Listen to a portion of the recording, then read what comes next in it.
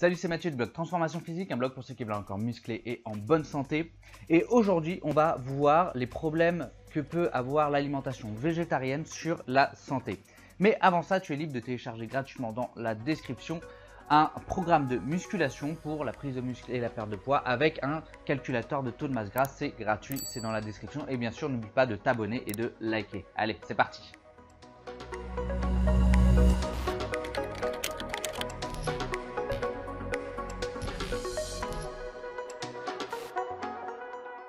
La première question qui se pose souvent, c'est l'apport en protéines.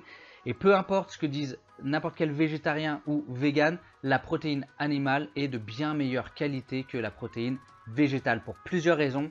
Déjà, la protéine végétale manque de certains acides aminés essentiels. Et donc, il va falloir varier l'alimentation, les sources de protéines végétales entre céréales, légumineuses et les graines. Et il y a présence d'antinutriments dans les végétaux, qui diminue l'assimilation des protéines notamment, mais pas que, et notamment l'acide phytique qui réduit l'assimilation des protéines. D'ailleurs, je t'invite à aller voir la vidéo que je te mets là sur les protéines que j'ai pu faire et je t'explique tout ça en détail. Je ne vais pas y revenir dans cette vidéo. Alors, le régime végétarien n'a pas de problème au niveau des protéines étant donné qu'on peut consommer des œufs et du lait. Et c'est d'ailleurs la raison pour laquelle je suis passé végétarien, non pas vegan. Et ce sont des sources de protéines de très bonne qualité qui sont très digestes, donc il n'y a aucun souci à se faire sur les protéines. Le deuxième point important, c'est la carence en fer qui peut apparaître. Alors dis-moi dans les commentaires si tu veux une vidéo dédiée au fer. Là, je ne vais pas trop rentrer dans les détails, mais le fer, c'est un micronutriment qui intervient notamment pour l'hémoglobuline, pour la production d'ATP et pour plein d'autres réactions dans le corps. Et manquer de fer, au niveau sportif, notamment, ça réduit le transport de l'oxygène et ça réduit aussi tes performances. Alors, les amis des végétaux soutiennent corps et âme que il y a du fer dans les végétaux. Et oui, c'est vrai, il y a du fer dans les végétaux. Mais le souci, c'est qu'il existe deux types de fer. Il existe le fer héminique et le fer non héminique. Le fer héminique, tu le trouves dans les produits animaux. Le fer non héminique, tu le trouves dans les végétaux. Le souci, c'est que le fer des végétaux est très peu assimilable. Je crois que ça doit être aux alentours de 2 à 4%.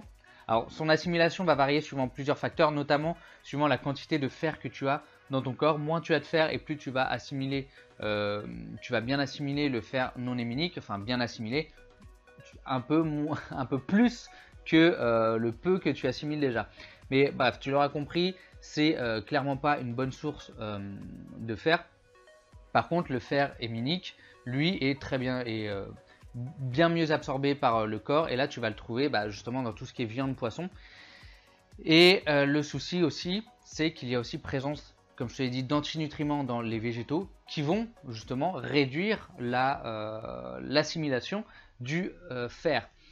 Et malgré le fait de prendre des produits laitiers et des œufs quand on est végétarien, ce ne sont pas des très bonnes sources de fer. Donc, il peut y avoir des carences qui vont apparaître. Cependant, la supplémentation en fer n'est pas forcément toujours conseillée. Pour ça, il faut voir avec ton médecin. Il faut aussi faire une prise de sang avec différents éléments à prendre en compte. Tout simplement parce que l'excès de fer peut être toxique pour l'organisme, contrairement à beaucoup de choses où on peut supplémenter sans problème. Là, il faut vraiment faire attention. Donc, vois ça avec ton médecin si jamais tu en as besoin, si jamais tu veux être passé végétarien. Le dernier problème au niveau de la santé qui peut apparaître, c'est les carences en vitamine B12 parce que la B12, on en trouve uniquement dans les produits animaux et on n'en trouve pas dans les végétaux.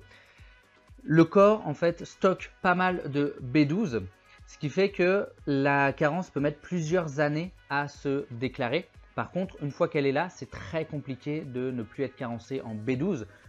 Donc, en prévention, on peut peut-être, suivant le contexte, suivant l'alimentation globale, se supplémenter en vitamine B12. Les végétariens aussi pourraient en bénéficier, tout simplement parce que les produits laitiers et les œufs sont des sources de B12, mais il y a moins de B12 quand même que dans tout ce qui va être viande et poisson. Et la B12 n'est pas biodisponible à 100%.